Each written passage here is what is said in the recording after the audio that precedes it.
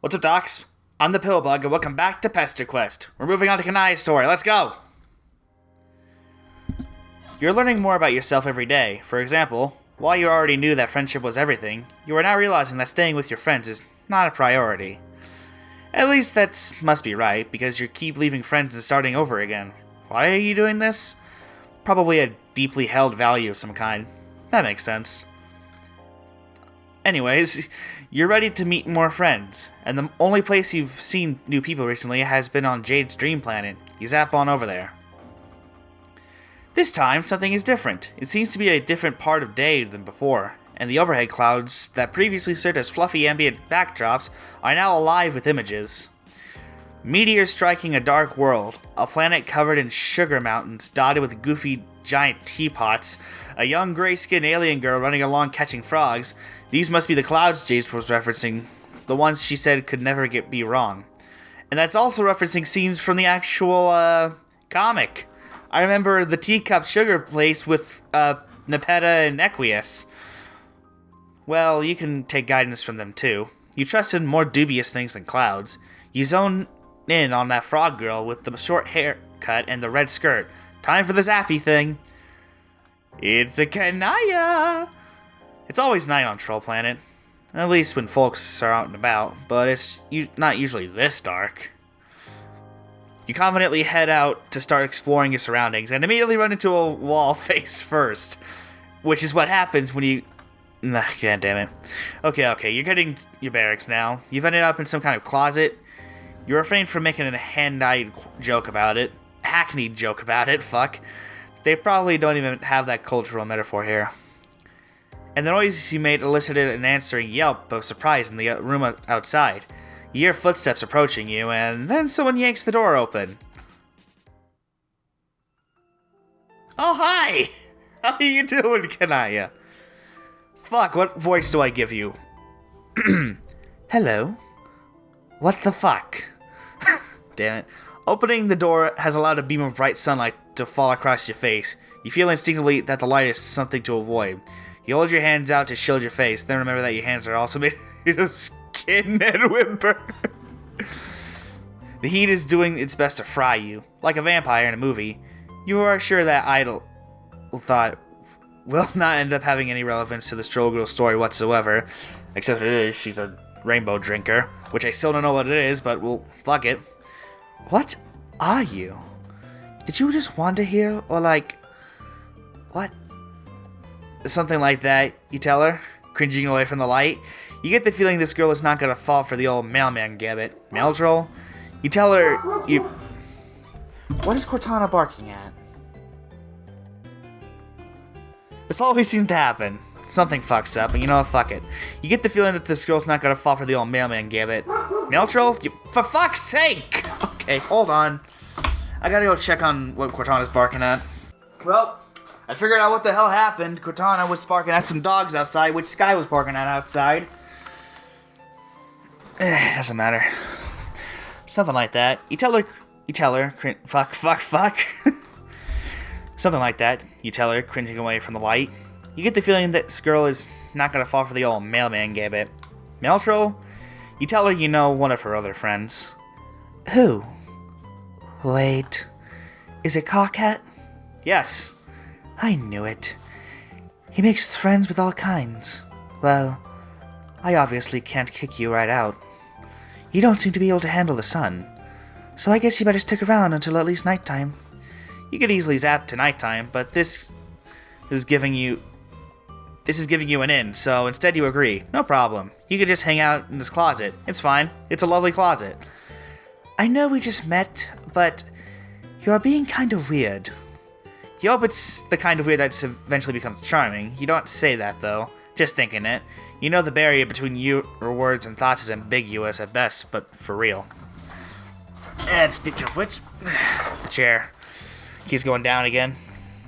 Anyway, you have no obligation to scull around in my what the fuck is that word? Wardrobifying assets chamber. That's what that says. I have a solution. Pulling the shades, maybe? No. Why would I deprive my plants of giving sunlight for a fragile-skinned creature I've never met before? It is another solution. A minute later, you are dressed in a floor-length gown of emerald velvet with long sleeves and a high neckline and a dramatic hood to pull over your head. The dress doesn't nothing for the heat, but it effectively shields you from the sunlight. Honestly, that sounds like something I would wear. Fucking chair keeps going down. Fuck. There you go. All swaddled up like a baby, you joke. The troll just gives you a level look. Clearly, you've stumbled into cultural misalignment. Even though she's the one who hasn't even heard of a baby, she stares at you until you start to feel embarrassed for knowing things that she doesn't know. She is very good at staring contests. What an amazing potential friend. Now out of the closet, you know now that joke won't land either.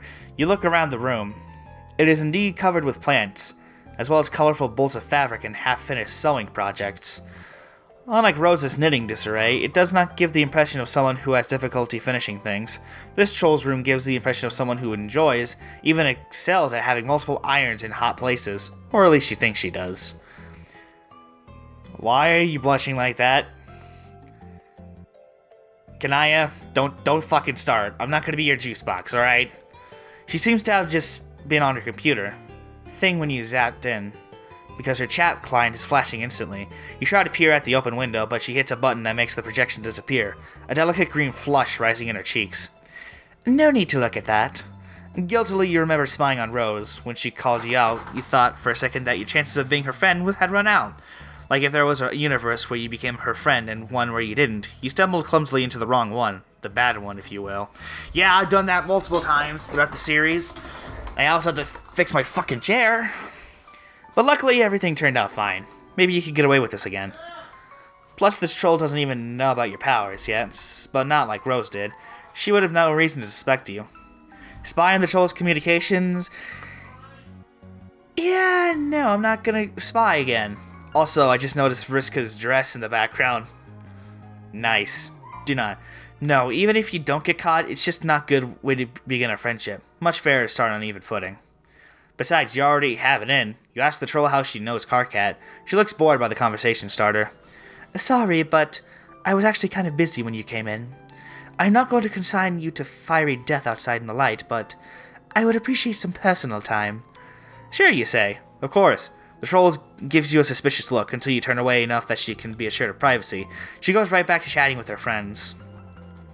After a while, she gets up and starts working on a dress she's sewing. She keeps getting frustrated, ripping it out and redoing it to get it perfect. Is it that dress right there?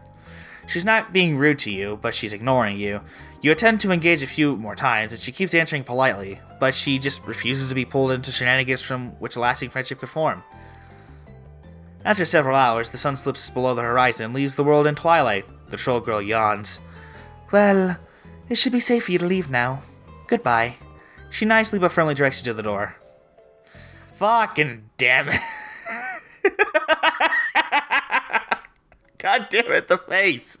Why does that make me laugh? I don't get it. Well, at least she was polite this time instead of just kicking me out outright. I forgot to fucking save. Again. Fuck it. You excuse yourself to the... You don't know what they call it here. The necessaries? You wave your hand in a vaguely embarrassed way as the troll gets... And the troll gets it. Out of her sight, you zap back to a few minutes ago, just outside the door to the room you're in now. You wait until you hear the thump of yourself arriving in the closet and the troll abandoning her desk. Then you quickly zap into the room and read her current chat. It just cannot escape my notice the last 3 times you contacted me. It was to ask if I finished your dress yet. Under these circumstances, I find it trying to believe that you want it for no particular reason. Yep, she's talking to Vriska. I wish you would just tell me why it's so important. What voice would I give to Vriska? I have no fucking idea. I want to try and give her, like, the sassy teenage girl voice. Fucking chair. I'm just gonna change... Yeah, that's better. So I don't have to, like, keep adjusting my chair every time. Anyways, I don't know what voice I would give to Vriska. Again, sassy teenage voice, but it would just sound very... off. I don't know how to describe it. I'll give it a shot, of course. Of course you do! Fuzzy Fangs always has to have a reason for everything. Maybe I just want a present for my Moirail. Did you think of that? Or are you too busy fussing about your fussy block? Maybe I'm being nice? Or did you not think I can be nice sometimes? I know you can be.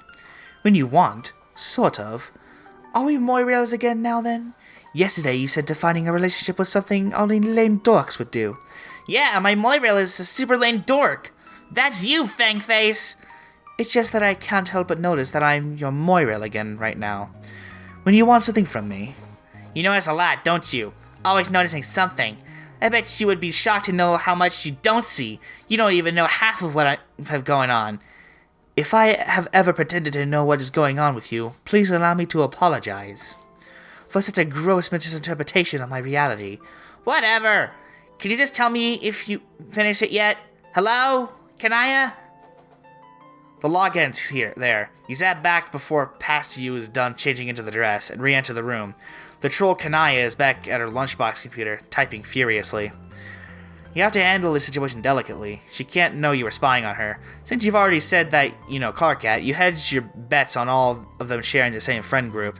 You ask her carefully if she happens to know your other friends as well. Arachnid's grip? The little green flush darkens Kanaya's cheeks again. She bites her lip, showing one kind of adoring fang. Showing one kind of... Yeah, I read that right. Yes. I know her. Why? You are sure that helping Kanaya figure out her situation with this girl is the key to earning her friendship.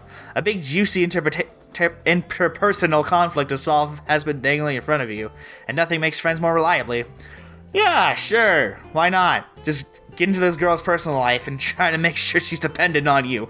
Perfect way to make friends. I don't know how to end this joke. But then again, you don't really know anything about this other troll. You don't even know her name, just her handle. Can you really be of use to Kanaya? Especially when your knowledge of this girl is based on a foundation of lies? Is this the right way to go? Not really. Oh, for fuck's sake with this. Yes, save. Offer to help with AG. Why not? Persistence has always got me further this point. Why wouldn't it help me now? You gesture wildly. You and this girl, whose name you totally know, go way back. In fact, if Kanaya wants some help figuring things out with her, you can definitely help. You're an observant person. This part is true. And you want to help her. This too. Kanaya thinks this over, looking skeptical. What could you do to help? She's just impossible. Everyone knows that already. I'm not breaking new ground about Vriska here. Vriska, that must be your name. Despite Kanaya's outward frustration, you keep sensing some kind of guilty affection here. You don't know what a Moirail is. How could you? You've never heard that word before. But it conjures a feeling inside you, a vague sense of warmth and comfort, and for some reason, a dark room and the smell of popcorn. I think that was... What was that Bronzeblood's name in Friendsim? Chixie? I forget. Anyway, it's clear that this fucking arm is loose and I really gotta fix it. Anyways, clearly some kind of intimate relationship, and Kanaya's feelings are all wrapped up in it. You know what to do in that kind of situation. You need to tell Vriska how she feels. You expect Kanaya to brush this off. She hasn't exactly been Miss Emotional Openness so far, and she looks like she's about to, but then she wavers. To your surprise, she lets out a heavy sigh, her shoulders slumping. What would be the point? She's not even into the relationship we have now. There's no way she'd want to take it in anymore. Crimson direction. Clearly these feelings have worn her down so much, her spiky defenses are weakened. You don't want to cheer on someone's vulnerabilities, but, well, it's hard to forward to friendship without them. You ask if she's sure about that. Well, no. I can't even tell if she's sincere. She makes serious things into jokes and jokes into big dramas. I thought she started calling me her Moirail as a joke. But she told everyone else about it too. She didn't even ask me what I wanted. And now I don't know how to talk to her about it. Every conversation she has gets so antagonistic. But I'm not interested in that quadrant with her. Sometimes it feels like our relationship is just an aggregation of shallow and insincere hostilities. Despite the unfamiliar alien words, this teen romantic flailing is common among all species. You nod sympathetically, but you point out Kanaya isn't happy now. But what would she have to lose if she pressed the issue? Kanaya gives you an even scathing gaze again. And what would your personal interest in my quadrants? Karkat's friend? Whoops, you pushed it too far. Fuck! All your recent success has made you cocky. You revert to barefaced honesty and tell her that you want to get to know her better. I have plenty of friends already, and I don't even like some of them. But I will think about your unsolicited and unwelcome advice. Advice from a stranger whose presence you are tolerating solely to not be responsible for the death of an innocent is well known to be the best kind of advice. That's about the best you can ask for. You shut up and sit quietly while Kanaya goes back to her activities, sewing and tending to her plants with a big chainsaw she seems to have pulled out of nowhere, which is also her lipstick. Don't know how that works, but it works. Finally, she huffs and sighs and throws the chainsaw down on the floor. It disappears again, but a little gold tube rolls away from where it landed. Kanaya stalks back to her magic computer lunchbox. She's emanating such a determined air that you don't dare to address her. Maybe she's forgotten about you. If so, it's to your advantage, because Kanaya sets up projects her window in a very visible way that she didn't tell you not to look this time. You know how to basically refuse to be straightforward with me. You know how you... Wait, go back again? No. There we go. You know how you basically refuse to be straightforward with me. You know how you... Is there supposed to be more there? And I use this metaphor with full consciousness of its on-the-nose nature. Always weave a web of intricate emotional misdirection, and basically act in the most infuriating way possible. What? Slow down, what are you talking about? Why did you start calling me your Moirail? Was it because you actually had those feelings for me? Or did it suit your purpose somehow? What if I started calling you my mate sprite? Would that make it reality? Is that how it works? You just say things and assume they will happen like you said instead of talking about it with me, the other person involved. That time I meant you in an abstract and general sense, not specifically you. Wait, are you saying you want to be mate sprites? You know I'm one of the few of us who still likes you. You know everyone wonders why I still talk to you about it at all. And sometimes I do too. After everything you've done, I think it's, in this situation, the evidence for strong concupiscent feelings on my part is compelling. I do not think our so-called Moiraligence is satisfying enough to account for my continued attachment to you. Any outside observer would perceive as such. Wow. I think there was a confession somewhere buried under all that insulting language. You know what, Mini-Fangs? Let's do it. Let's be mate sprites. Do not mock me. I'm not. Jeez, do you see how unfair you're being, Vriska? Be more straightforward. Vriska, talk clearly about your feelings. Define our relationship. Then when I do it, this is what I get. Let's flip red. Why not? Wait, really? Yes! Oh, okay, nice. That worked out pretty well. I was not expecting that. Kanaya slams the lunchbox shut and turns to you. She's even more flustered than she was before, and you can't tell if she's freaked out or thrilled. Maybe even she doesn't know. Listen, I have to go somewhere. You can let yourself out, right? Do not steal anything from me. You open your mouth about to suggest that you could teleport her where she needs to go, but she rushes past you and down the stairs. Then she's gone. Dang, you've been getting really good mileage lately out of being the person to unite distant friends. Lousy goddamn stupid independent action. You get the feeling following her wouldn't go over very well, either. Kanaya probably needs some privacy right now. Unless their friendship aspirant might give up at this point, but your unique skills have honed in on one thing. This relationship is happening because of your advice. Surely once things settle down, Kanaya will remember this and turn to you, ready to embrace you and rain down thanks and praise for your good works. You're not about to wait around for it here. You zap ahead a couple days. No Kanaya. Nothing in the room indicates that Kanaya has even been back here yet. You try a couple of days more, still no Kanaya. You zap again. Now you're a week out, and the brown edges of the leaves... What is that grammar? The brown edges of some of the leaves suggest that Kanaya has been at her new girlfriend's house this entire time. You're about to give up when you hear a door slam downstairs. Kanaya storms up the winding staircase, stopping dead when she sees you. Oh great, just what I need. Someone I don't know here in a delicate emotional time to witness my compromised state. Whenever I am on the precipice of romantic disaster, I always think of myself.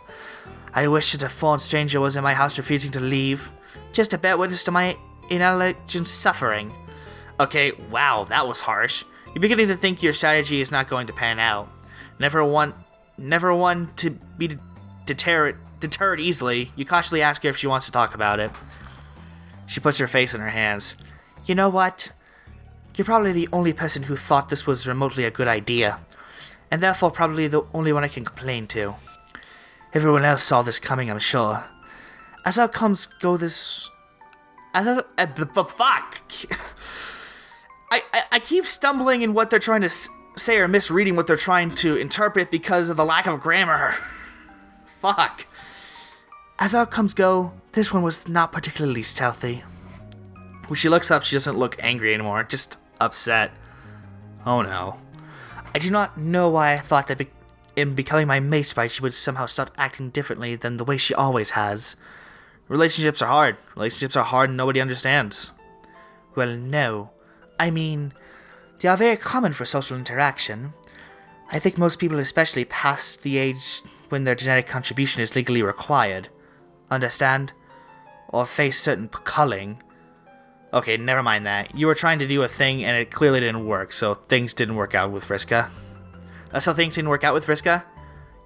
You could say that. Excuse me. At first, it was everything I wanted. She's right, you know. She can be nice sometimes. But then she just started ordering me around. Like I had to do what she said just because I was a mate sprite.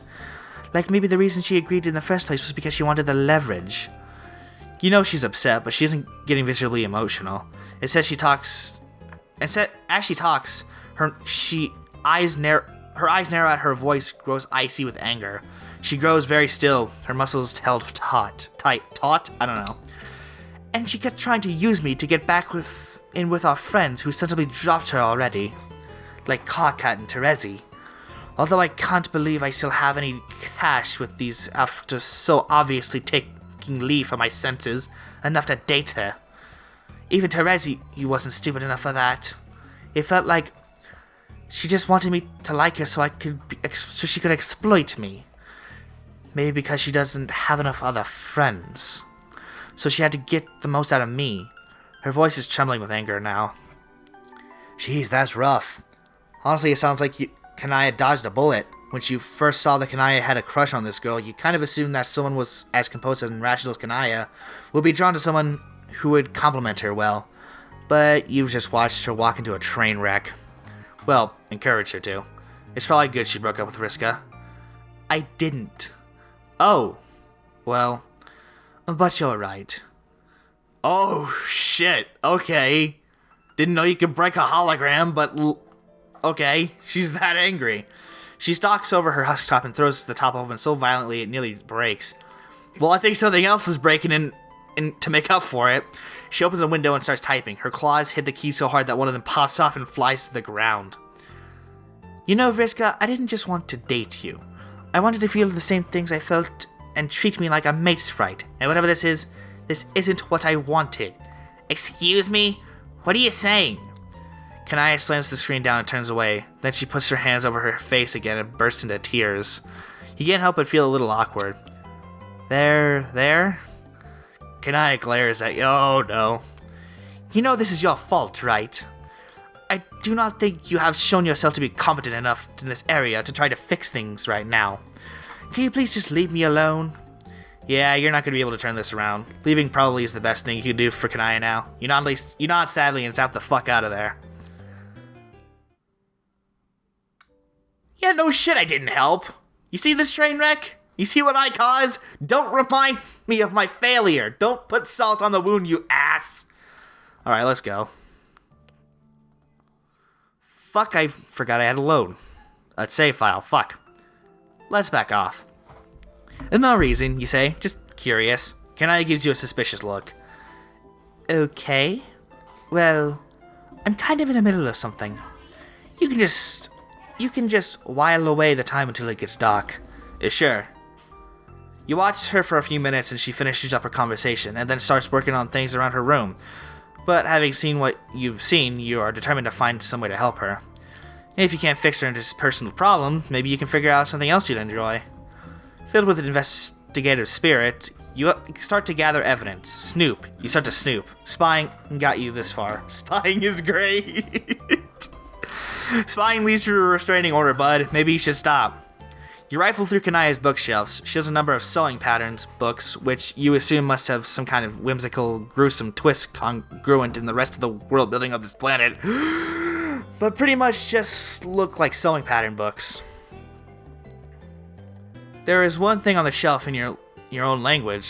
It's not a book, but a stack of printed out pages, bound together with this distinctively homemade way. It says, Spurb Beta Walkthrough, at the top, and it's covered with familiar erudite prose. Yeah, this is Rose's walkthrough that she made in the beginning of the comic. That's pretty cool. You're pretty sure that the events described in this document never happened in the timeline you're currently making. But maybe whatever source Kanaya got this from is not bound strictly to one timeline. There are a number of books featuring a shining white figure, mostly women, with prominent fangs and variously colored blood dripping from the cruel and elegant mouths. They are all dressed in explosions of brightly colored fabrics, and they're all blood drinkers. Something about their sparkles strikes you as deeply strangely familiar. You must just be thinking of vampires. There's no reason you would know anything about whatever the rainbow blood imbibbing troll equivalent is. Most of these covers feature a swooning troll of varying genders, clearly about to have their throat torn out sexily. How does someone have their throat torn out sexily? I don't get that. Maybe one of the rainbow vampires are being menaced by brave heroes, all wielding chainsaws. Okay then. A loud buzzing makes you look up. You can't help but notice that Kanaya is tending her topiaries with a large chainsaw of her own. Okay, you're putting this all together. The bright colors around her house, the choice of weapon, the love of sunlight. Kanaya's heart desires is clearly to date a sexy vampire. She is a sexy vampire, you dope! Maybe that's what AG is. You wonder if you can make this happen for her. Maybe on this planet it's not just a fantasy. You clear your throat and get Kanaya's attention, and then casually wonder aloud if Alternia has any kind of non-living creatures. Oh, you mean the undead?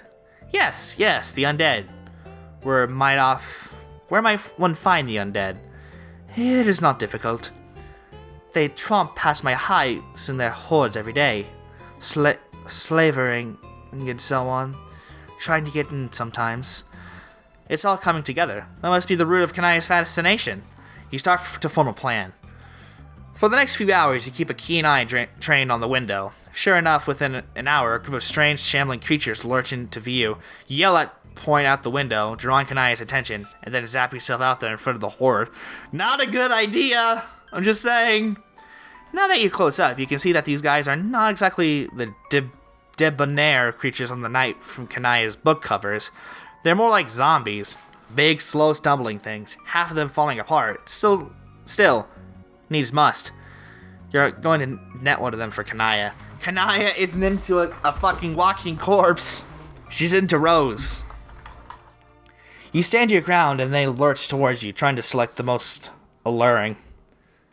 Suddenly, Kanaya is at your side, out of breath from running. She's wielding her chainsaw. Okay, yeah. Are you actually bereft of sense? You don't fight the undead. This is suicidal.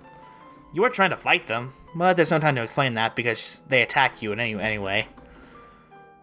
A great monstrous arm backhands you to the ground and monster claws tear through your gown and into your shoulders, lifting you by it. The creature opens a mouthful of more teeth than you thought could fit inside there. Then you're falling. You hit the ground and roll dirt grinding into the wounds of your arm. The top half of the creature lands next to you, twitching slightly. Kanaya's chainsaw gleams with its black blood. I didn't know trolls could have black blood. She twirls and bisects another undead thing, but then a third bear hugs her from behind and lifts her, its maw opening wide. You scramble to your feet and throw yourself at Kanaya, grabbing her kicking leg and squeezing your eyes shut to concentrate. You zap. Please don't let the monster come with you. You open your eyes. The monster did not come with you. Thank God. Only its arms did. Kanaya shakes herself a little and, free from their disembodied embrace, blood pools on her carpet. She does something to get rid of her chainsaw, and suddenly she's holding a tube of lipstick, which she opens. She slicks a fresh coat of black on her lips. You slowly catch your breath. You're about to offer an apology, but something makes you pause. Kanaya is staring at the pools of blood. She cautiously, guiltily leans down and swipes a finger in the mess. Then she brings it to her mouth and delicately licks. Yep, she's a rainbow drinker. Ugh! She makes a face and spits the blood out. Then she looks up at you, flushing emerald with embarrassment. Oh, you think you made a mistake. Kanaya doesn't want to date a vampire. She wants to be a vampire. She is a vampire. She is a rainbow drinker. Oh wait, you have amnesia. Pretend you did not see that. You smile cautiously. It's okay, you tell her. You embarrassed yourself about your foolish actions. Yes. Why did you do that? Also, how did you teleport? We will be coming back to that one, do not mistake me. But I can't understand why anyone would run straight into a horde of the undead. You look down. Well, it's just that when she said undead, you were picturing something else. Another kind of creature that was dead and now isn't. It's a little more appealing. Understanding not dawns. Oh, I see. Well, that's understandable. Vampires are just so cool. They're so cool and hot, and it would make sense if anyone would want to be one. I don't know what a vampire is, but I believe we're on the same page. Maybe I misjudged you. Perhaps you have greater intelligence and finer taste than I originally inferred. Maybe, you say, and you bet anyone with taste would find Kanaya's daring, unconventional aesthetic intriguing, even someone like the tentacle therapist. Kanaya freezes. What? How did you did you just... I mean, who is that? She clears her throat uncomfortably. Whoever that is, I hope you are right. And also, well... She looks embarrassed again. Thank you for saying so. You nod, wondering if you should be... if he should say more. But you should keep that friend's secret, just like you are going to keep Kanaya's vampire fantasy secret, because that's what friends do. Bonded for life! Sweet! How long have I been recording for? Half an hour. Fuck. And the first time I did this, it was pretty awkward. Like, holy shit. I enjoyed the route, but the way I was reading all that... Ugh. I don't know, something about it just came off as awkward to me. I don't know if it came off as awkward to any of you, but it just seems so awkward with the way I was reading that. Awkward. You get what I'm saying. Although... I'm really contemplating if I should continue on, like, roll right over to Gamzee's store. Ow, my tongue!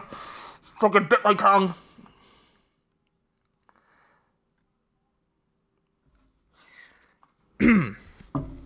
As I was saying, I don't know, I'm kind of tempted to just roll right into Gamzee's story, but I have a feeling that if I did that, it would just go on for an hour and a half, so I'm just gonna end it off here.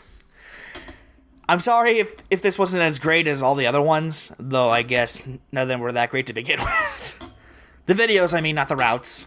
But we'll move on to Gamzee's story in the next episode, and hopefully it won't take half an hour, or, well, an hour and a half. God, I'm going on tangents. I'm sorry. I'm just gonna end it off here. Thank you guys so much for watching this episode. If you liked it, hit that like button down below, and I'll see you in the next episode of whatever the heck I make. Ciao!